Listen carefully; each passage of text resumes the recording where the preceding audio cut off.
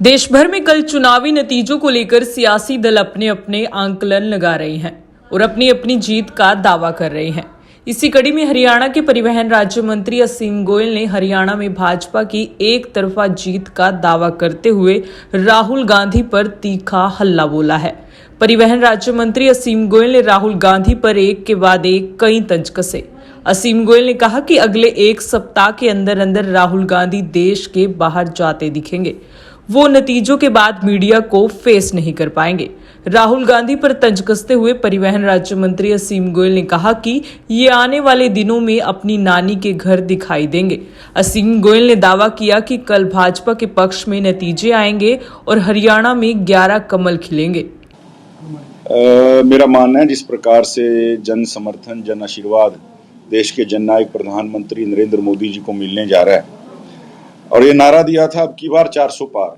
मुझे लग रहा है ये नारा मोदी जी के मुंह से निकला जरूर था, लेकिन ये जनता ने ही दिया था। जनता ने मन बना लिया था इस नारे को संकल्प में बदलने का, और उसी नाते देश के हर कोने से बहुत अच्छी खबर जो है भारतीय जनता पार्टी से जुड़े कार्यकर्ताओं के लिए और राष्ट्रवादी लोगों के लिए आ रही है। आदरणीय नरेंद्र मोदी जी इस देश के जो है माँ भारती के तीसरी बार पुनः प्रधान सेवक बनने के लिए तैयार हैं और पूरे देश में खुशी का माहौल है।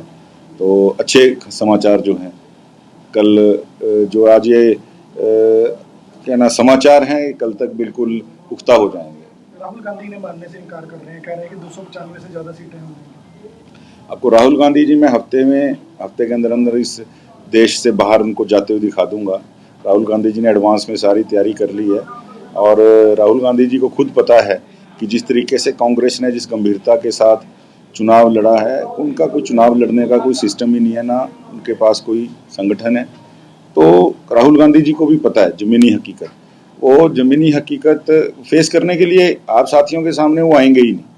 वो आज इसलिए अपनी बात रख रहे हैं कि इनको पता कल मेरे को विदाई लेनी है।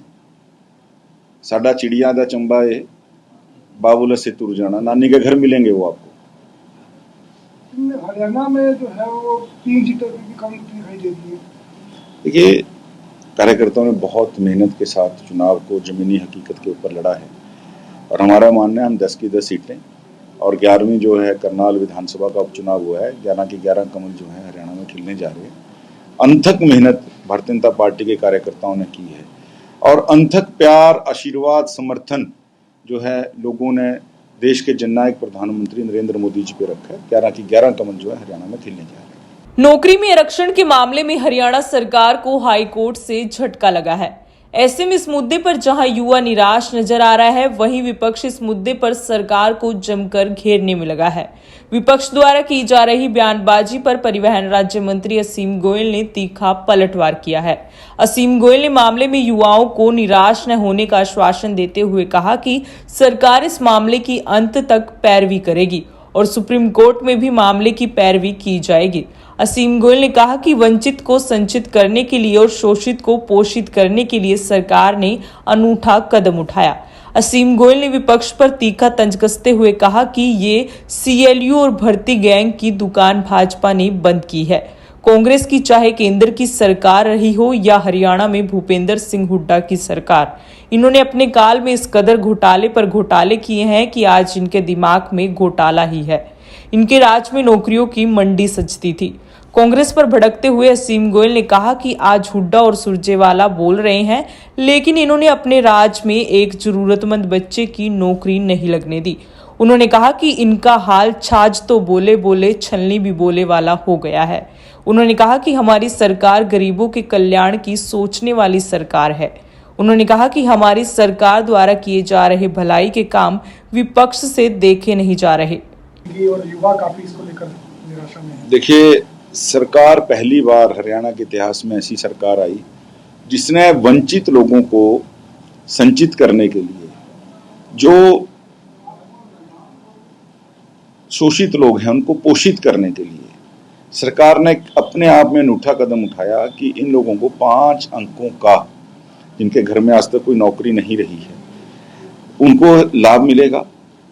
हमने ये जो भर्ती और सीएलयू गैंग पुरानी सरकारों में चलते थे, आज मुझे दुख होता है ये लोग छाछ तो बोले छलनी भी बोले, इसमें 100-100 छेद चौधरी भूपेंद्र सिंह हुड्डा जी और सुरजेवाला जी आज छाती ठोक ठोक के कह रहे हैं युवाओं के साथ धोखा कर दिया, युवाओं के साथ हमने कभी नौकरी बेचने का काम नहीं किया।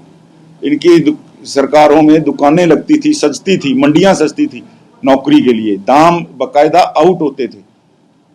और ये लोग आज बात करने के लिए मर रहे हैं जिन्होंने आज तक किसी भी जरूरतमंद बच्चे को आगे बढ़ने नहीं दिया, मेरिट खा गए। हमने तो उन गरीब बच्चों को आगे बढ़ाने के लिए कैसी अनूठी योजना पूरे देश में नहीं लागू हुई थी, हमने लागू की। माने हाईकोर्ट ने इसके ऊपर सरकार को अपना स्पष्टीकरण देने को कहा, निरस्त किया, लेकिन हम माननीय सुप्रीम कोर्ट तक भी जाएंगे। और ये गरीबों की जो सरकार भी गरीबों के लिए सोचने वाली सरकार है। हमारे पहले मुख्यमंत्री जी भी और हमारे प्रधानमंत्री जी भी बिल्कुल संघर्ष करके एक साधारण परिवार से यहाँ तक पहुंचे थे, और हमारे वर्तमान मुख्यमंत्री भी बिल्कुल, उनका आप संघर्ष का जीवन देख लें। एक बिल्कुल साधारण किसान परिवार से आके, आम किसान परिवार से आके उन्होंने जो है प्रदेश के अंदर एक अपना स्थान बनाया है।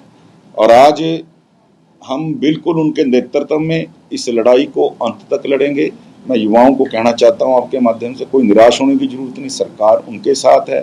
हमारी नीयत भी ठीक थी और हमारा नीति भी हमारी ठीक है, और हम किसी प्रकार से कोई जो घोटाले की बातें, हुड्डा साहब को केवल घोटाले दिखते हैं, सावन के अंधे को हरा हरा दिखाई देता है। सरकार ने केंद्र में रहे, प्रदेश में रहे, इतने घोटाले हुड्डा साहब की और इनके जो केंद्र की सरकारें उन्होंने की है, उनके दिमाग में घोटाला शब्द बस गया है।